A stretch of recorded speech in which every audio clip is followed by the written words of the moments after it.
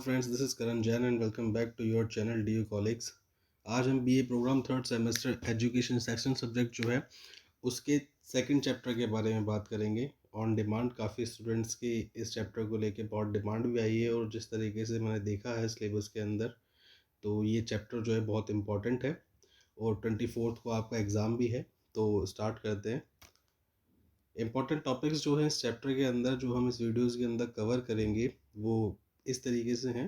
पहला टॉपिक जो है वो है अनुदैर्ध्य अध्ययन, दूसरा अनुदैर्ध्य अध्ययन के प्रकार, तीसरा अनुदैर्ध्य अध्ययन की शक्तियाँ, चौथा है अनुदैर्ध्य अध्ययन की सीमाएं। उसके बाद इसके अंदर एक और टॉपिक है अनुप्रस्थ अध्ययन, क्रॉस सेक्शनल स्टडीज़ क्या होती है, क्रॉस सेक्शनल स्टडीज़ की वीकनेस क्या है और स्ट्रेंथ क्या है। इन सारे टॉपिक्स पे इस वीडियो के अंदर बात करेंगे। फर्स्ट टॉपिक है अनुदैर्ध्य अध्ययन। जब बच्चों के एक समूह का अध्ययन लंबी समय अवधि में किया जाना हो जिसे देखा जा सके कि कैसे वे एक चरण से दूसरे चरण में प्रगति the from one stage to another stage करते हैं, उस समय अनुदैर्ध्य अध्ययन का उपयोग किया जाता है। इस विधि में समय की एक विस्तृत अवधि में विषयों को एक ही नमूने का अध्ययन किया जाता है।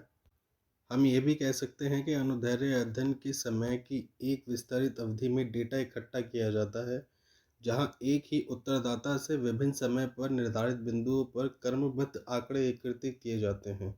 इस प्रकार का अध्ययन समय के साथ किसी विषय या मुद्दे की गतिशीलता का अध्ययन करने के लिए बेहद उपयोगी होता है। अनुदैर्ध्य अध्ययन की सामान्य विशेषताएं हैं। समय की विस्तृत अवधि में एकल न्यायाधीश, सिंगल सैंपल ओवर एक्सटेंडेड। दूसरा है लंबी समय अवधि के साथ सामान्य व्यक्तियों की तुलना करने में सक्षम होता है। और तीसरा है सूक्ष्म स्तर पर विश्लेषण संभव है। अनुदैर्ध्य अध्ययन के प्रकार, टाइप्स ऑफ लॉन्जिट्यूडिनल स्टडीज। अरी, जैकब्स, सोरेनसे और राजावही 2010 में इन्होंने एक थ्योरी पास ऑन की थी जिसके अकॉर्डिंगली ये कहते हैं कि अनुदैर्ध्य अध्ययन में 3 प्रमुख डिज़ाइन का प्रमुख किया जाता है, जिनका विवरण इस प्रकार है। पहला पैनल अध्ययन यानी पैनल स्टडीज़, दूसरा प्रवृत्ति अध्ययन या ट्रेंड स्टडीज़ और तीसरा है कोहार्ट अध्ययन, कोहार्ट स्टडीज़। जिस तरीके से नीचे एक मैंने इमेज लगा रखी है, इस इमेज के अकॉर्डिंगली आप लोग देख सकते हैं, समझ सकते हैं कि अनुदैर्ध्य अध्ययन के 3 पार्ट्स होते हैं, पैनल अध्ययन, प्रवृत्ति अध्ययन और कोहार्ट अध्ययन। और एक पैनल अध्ययन की एक अलग विशिष्टता होती है, प्रवृत्ति अध्ययन की एक अलग विशिष्टता है और कोहार्ट अध्ययन की एक अलग विशिष्टता है। इसके बारे में हम आगे बात करेंगे। पैनल अध्ययन, एक पैनल अध्ययन में समान विषयों का अध्ययन समय की एक विस्तृत अवधि में कई बार किया जाता है। उदाहरण के लिए प्राइमरी स्कूल के बच्चों में आईक्यू लेवल की डेवलपमेंट चेक करने के लिए एक रिसर्चर जो होता है वो क्लास के अंदर काफ़ी बच्चों के सैंपल्स कलेक्ट करता है, जिनसे उनके आयु को जो आईक्यू लेवल है वो चेक किया जा सके। उसी तरीके से उसी समूह के छात्रों को क्रमबद्ध अगली कक्षा में, यानी जो सिलेक्टेड हमारे स्टूडेंट्स है, उन्हीं स्टूडेंट्स को जब वो नेक्स्ट क्लास के अंदर प्रमोट हो जाते हैं उसके बाद दोबारा उन्हीं विषयों पे सैंपल कलेक्ट किए जाते हैं और यह इसी प्रकार से बार बार हर साल चलता रहता है, जिसके अकॉर्डिंगली वो ये चेक कर पाते हैं कि जो बच्चा है उसका आईक्यू लेवल किस तरीके से डेवलप हो रहा है। पैनल अध्ययन हमें यही बताता है, जैसे यहाँ पे लिखा हुआ भी है कि उदाहरण के लिए प्राइमरी स्कूल के बच्चों में आईक्यू के विकास का अध्ययन करने वाला शोधकर्ता पहली कक्षा के छात्रों के नमूने का चयन करके उनका आईक्यू परीक्षण करेगा तथा उसी समूह के छात्रों को क्रमबद्ध अगली कक्षा में भी परीक्षण किया जाएगा। इस प्रकार हर साल परीक्षण के आधार पर समय के साथ छात्रों का बौद्धिक विकास का आकलन किया जाएगा। ट्रेंड स्टडीज़ के बारे में पढ़ते हैं कि ट्रेंड स्टडी पैनल अध्ययन से अलग होती है, जिसमें सामान्य आबादी से विभिन्न व्यक्ति रैंडमली चुने जाते हैं और इन समूहों का एक समय अवधि के अंतराल पर अध्ययन किया जाता है। शोधकर्ता द्वारा लगातार ट्रेंड के अध्ययन से प्राप्त आंकड़ों की जांच करने के विषय के व्यवहार में होने वाली परिवर्तन के पैटर्न को पहचाना जा सकता है, जिससे भविष्य में होने वाली संभावनाओं की भविष्यवाणी की जा सकती है।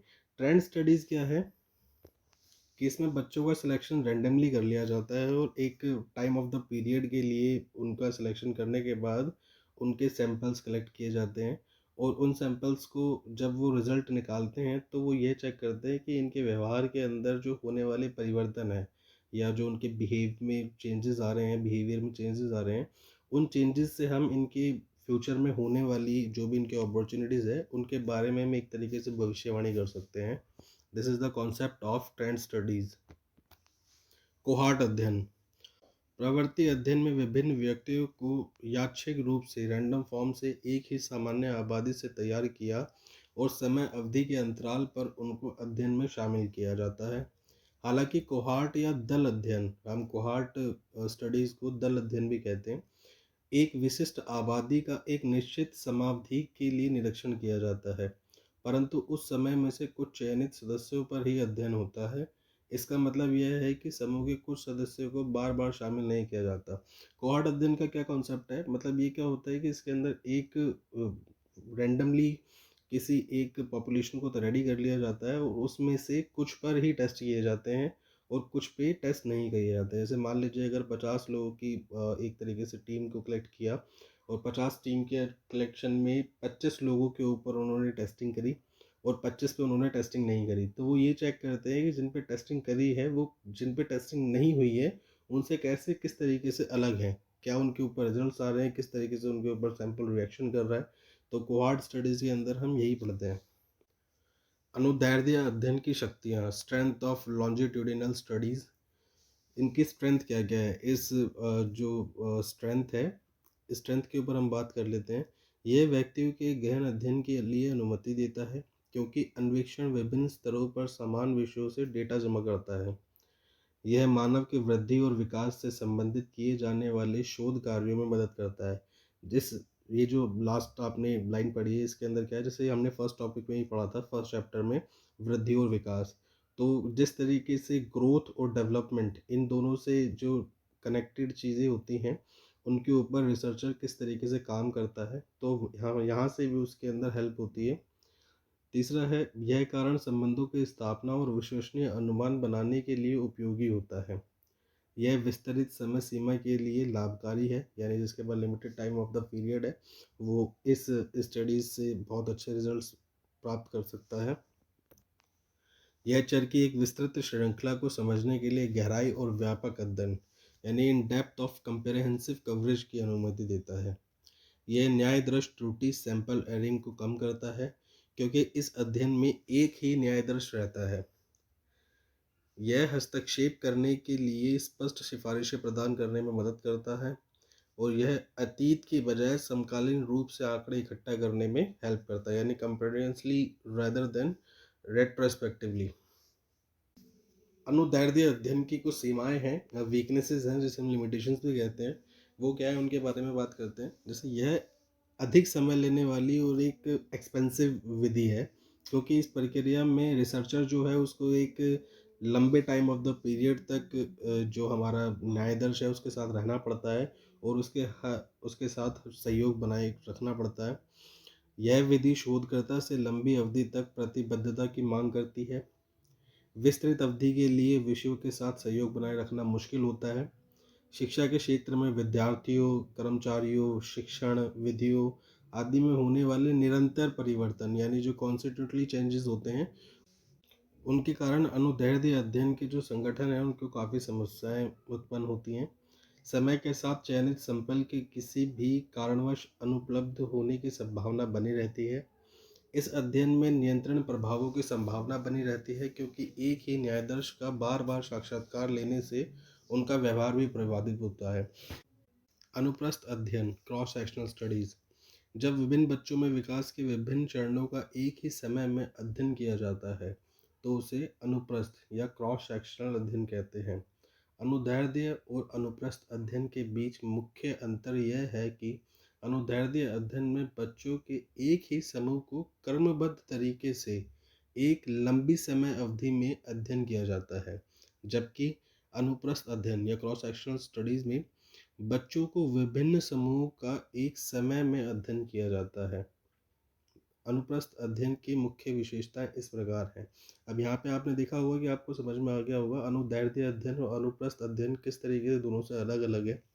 अनुदैर्ध्य अध्ययन में क्या होता है कि एक ही बच्चों को या एक ही समूह के बच्चों को कर्मबद्ध तरीके से एक लंबे समय अवधि के लिए, जैसे मान लो 5 या 10 साल के लिए उनको हर साल उनके सैंपल्स, उनके ग्रोथ और उनके डेवलपमेंट के जो सैंपल्स हैं, आंकड़े हैं, उनको चेक किया जाता है और ये चेक किया जाता है कि उनके अंदर आईक्यू लेवल जो है वो किस तरीके से बढ़ रहा है।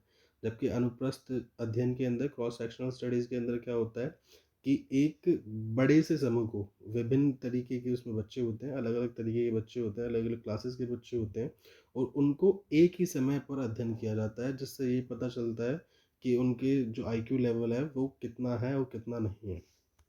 क्रॉस सेक्शनल स्टडीज़ की विशेषताएं क्या क्या हैं कि बड़े पैमाने पर और प्रतिनिधि न्यायाधीश है। एक समय में न्यायाधीश का विभिन्न समूह का प्रतिनिधित्व करता है। इस विधि में विभिन्न समूहों के एक ही समय में तुलना करना संभव है। इस विधि में स्थूल स्तर विस्तृत का विश्लेषण किया जा सकता है। अब strength of cross sectional studies की बात करते हैं। जब हम विभिन्न चरणों में विशिष्ट बच्चों की विशेषताओं को जानना चाहते हैं, तो इस तकनीक के साथ बड़े नमूने प्राप्त करने की अधिक संभावना के कारण क्रॉस सेक्शनल विधि को प्राथमिकता दी जाती है। जब हम हर परिवर्तन का अध्ययन करना चाहते हैं, तो अनुदैर्ध्य विधि को प्राथमिकता दी जाती है, क्योंकि यह एक ही विषय के विकास का अध्ययन करता है। अनुप्रस्थ अध्ययन कम महंगे होते हैं, क्योंकि इसे पूरा करने के लिए कई वर्षों तक वेट करने की, या कई years of the time wait करने की ज़रूरत नहीं होती, इसलिए ये कम कॉस्टली होते हैं। अनुप्रस्थ अध्ययन तुलनात्मक रूप से जल्दी पूरे किए जा सकते हैं। इसमें नियंत्रण प्रभाव सीमित होता है, क्योंकि न्यायाधीश केवल एक ही बार भाग लेता है। इसमें भागीदारी के अभाव की संभावना अधिक होती है, क्योंकि न्यायाधीश अब अध्ययन में एक ही समय के लिए भाग लेता है। यह अध्ययन एक समय में जनसंख्या की विस्तृत विशेषताओं का अभिलेख तैयार करने में उपयोगी है। Weakness of cross sectional studies. इस विधि में सैंपल समूह के मध्य अंतर की संभावना रहती है, जिसके कारण परिणाम पूर्वाग्रह से प्रभावित हो सकते हैं। इस विधि में अक्सर बाहरी चरों द्वारा जनसंख्या और न्यायाधीश के बीच अंतर होने वाली संभावना बनी रहती है। अनुप्रस्थ अध्ययन में न्यायाधीश का चयन करना कठिन है, क्योंकि प्रत्येक आयु स्तर पर विभिन्न विषयों को शामिल किया जाता है, जिनकी तुलना नहीं की जा सकती। यह कार्य कारण संबंधों का विश्लेषण परमेट एनालिसिस की अनुमति नहीं देता।